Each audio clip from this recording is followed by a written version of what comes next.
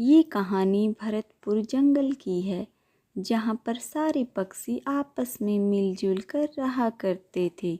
उसी जंगल में एक टूनी नाम की चिड़िया भी अपने छोटे छोटे नन्हे मुन्ने प्यारे प्यारे 3 बच्चों के साथ रहा करती थी।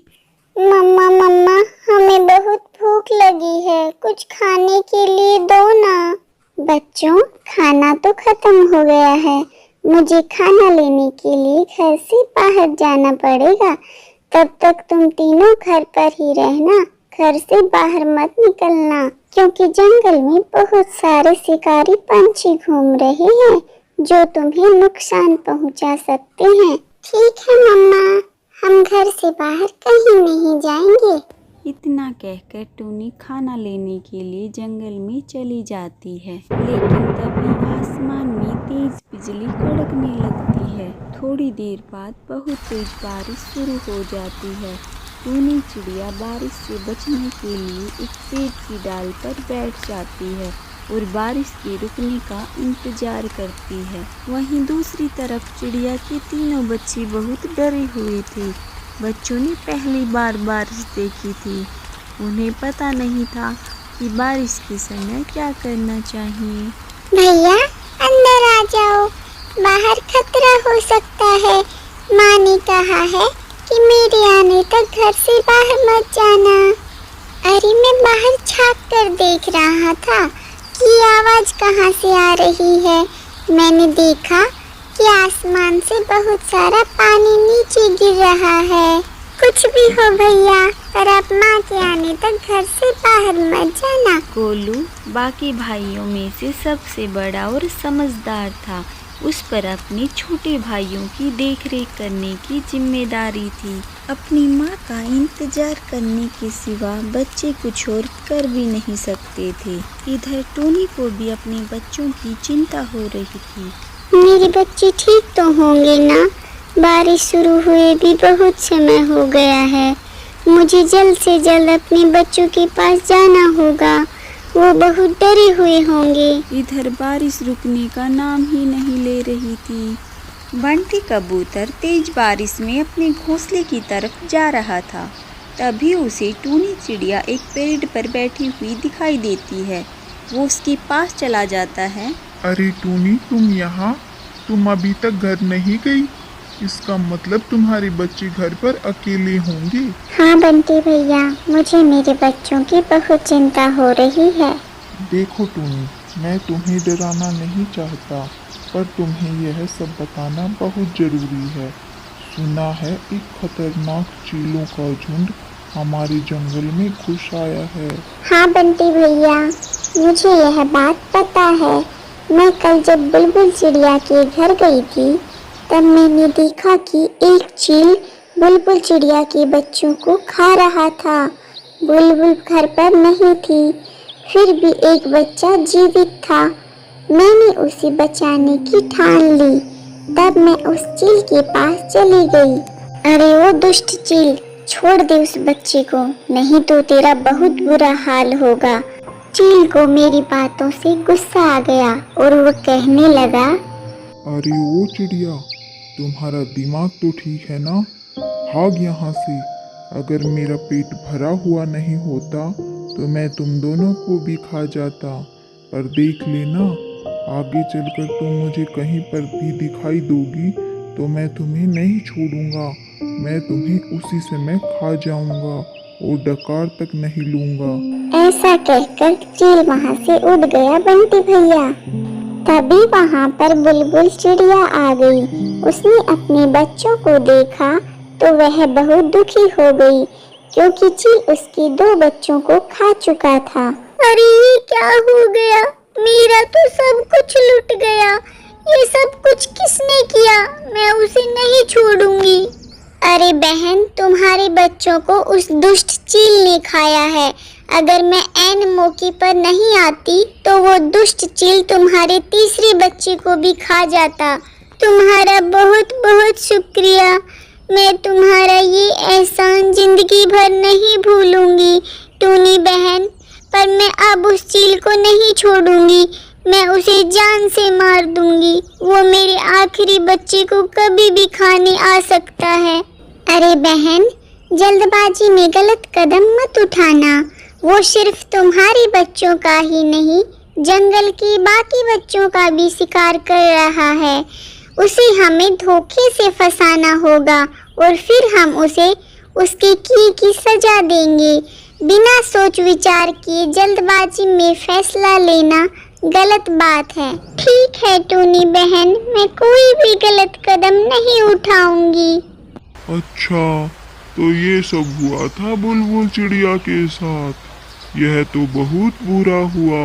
हम उस चील को तो क्या, बाकी सारे चीलों को भी नहीं छोड़ेंगे। सबको जंगल से खदेड़ देंगे। तुम जल्दी घर जाओ। हाँ बंटी भैया, अब बारिश रुके या ना रुके, मुझे कैसे भी करके मेरे बच्चों के पास जाना होगा। ठीक है टूनी बहन, अब मैं चलता हूँ। बंटी वहाँ से निकल जाता है। बारिश बहुत तेज थी। खुद की जान की परवाह ना करते हुए टूनी तेज बारिश में ही अपने बच्चों की तरफ निकल पड़ी। तेज बारिश की वजह से उसे उड़ने में दिक्कत हो रही थी। उसके पूरे पंख भीग चुके थे, फिर भी वो रुकने का नाम नहीं ले रही थी। उसे अपने बच्चों के पास जो जाना था। वो देखो, अपना शिकार हमारी तरफ खुद चल कर आ रहा है। इस तेज बारिश में इसे खाने का मजा बहुत आएगा।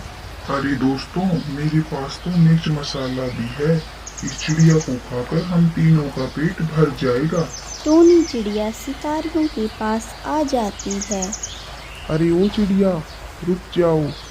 इतनी तेज बारिश में कहाँ जा रही हो? टूनी चिड़िया शिकारी पंछियों को देखकर बहुत डर जाती है। टूनी चिड़िया बहुत ही होशियार और समझदार थी, साथ ही साथ वो निडर भी थी। उसने चीलों के साथ सामना करने का फैसला लिया। जी, मैं अपने घर जा रही हूँ। ऐसे कैसे जाओगी? अब तुम हमारे इलाके में आ चुकी हो। अब तुम अपने घर जाने की बजाय सीधा हमारे पेट में जाने वाली हो। क्यों भाइयों? हा हा हा। उनकी ये बातें सुनकर टूनी चिड़िया बहुत डर जाती है। उसे कुछ भी समझ नहीं आ रहा था। तभी टूनी के दिमाग में एक आइडिया आता है। मुझे कैसे भी करके इन सब से छुटकारा पाना होगा। अरे भाइयों, तुम मुझे कैसे खा सकते हो? मुझे तो पहले से ही किसी ने खाने के लिए बुक कर रखा है। क्या? ऐसे कैसे? कौन है वो जो हमारे होते हुए तुम्हें खाने के लिए बुक करके बैठा है? वो और कोई नहीं, मेरे खुद के पति हैं, जो कि एक चील है। मैंने जीवन भर उसकी सेवा की, 3 प्यारे प्यारे बच्चे दिए, फिर भी वह मुझे खाना चाहता है। क्या कोई अपनी खुद की बीवी को खा सकता है भला? कौन अपनी बीवी को खाना चाहेगा, जो जंगल में और इतने सारे पंछी हैं? हाँ भैया, कोई नहीं चाहेगा, पर मेरा पति चाहता है। यही नहीं, उसने तो मेरे 3 छोटे छोटे बच्चों को भी खा लिया है। अगर तुमने मुझे खा लिया तो वह तुम्हें भी नहीं छोड़ेगा। मुझे खाने का हक सिर्फ उन्हीं का है। किसकी इतनी हिम्मत है जो हमसे टकराए? तो चलो मेरे पति के पास, एक बार लड़कर देख लो। अगर तुम जीत जाओगे तो मुझे खा लेना। बताओ, है मंजूर? हाँ हाँ, मंजूर है। चलो हम देख लेंगे उसको। टूनी चिड़िया निकल पड़ी उस शिकारी चील की तलाश में जिसने बुलबुल चिड़िया के बच्चों को खाया था। टूनी चिड़िया आगे आगे उड़ रही थी और शिकारी चील उल्लू के साथ पीछे पीछे उड़ रहा था। आखिर टूनी चिड़िया उन्हें लेकर शिकारी चील के इलाके में आ ही गई। अरे, ये चिड़िया तो मेरी तरफ ही आ रही है। कल तो ये मेरे हाथ से छूट गई थी, पर अभी मुझे बहुत भूख लगी है। मैं इसका शिकार करके इसे मारकर खा जाऊंगा। तुम यहीं पर रुको। अगर उसने तुम्हें यहाँ पर देख लिया तो वो सतर्क हो जाएगा। मैं अकेले अकेले आगे जाती हूँ।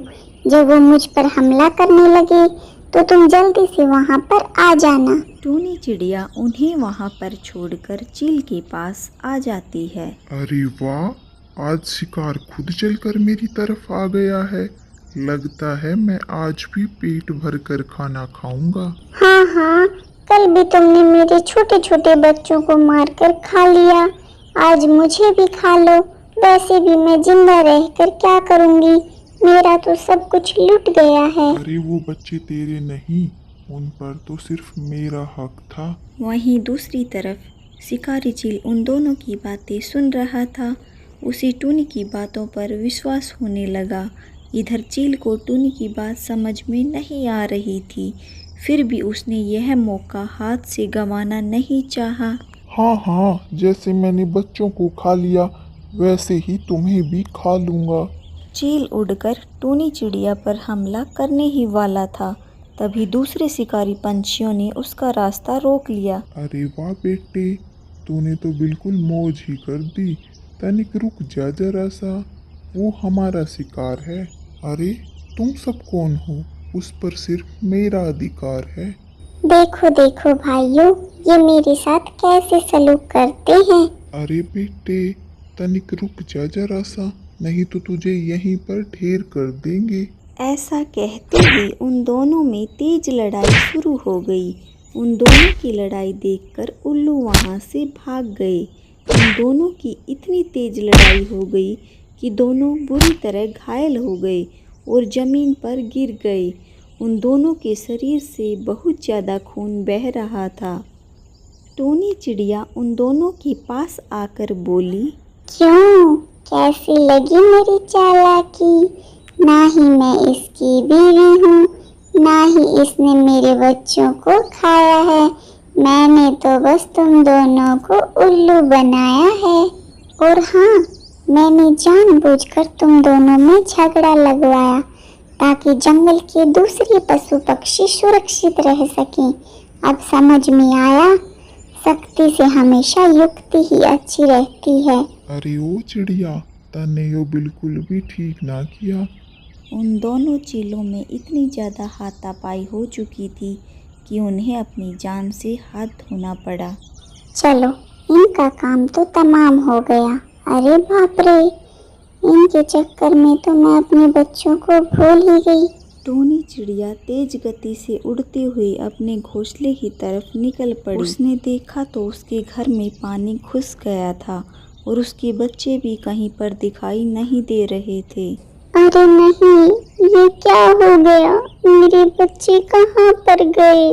तभी वहाँ पर बंटी कबूतर आ जाता है। अरे टूनी बहन, तुम रो मत, तुम्हारे बच्चे बिल्कुल सही सलामत हैं। जब मैं अपने घोंसले की तरफ जा रहा था तो मैंने देखा कि तुम्हारे घोंसले में पानी भर गया था और बच्चे भी पानी में डूब रहे थे। मैं बच्चों को वहां से निकालकर अपने घोंसले में लेकर आया। अब जल्दी चलो, बच्चे कब से तुम्हारा इंतजार कर रहे हैं।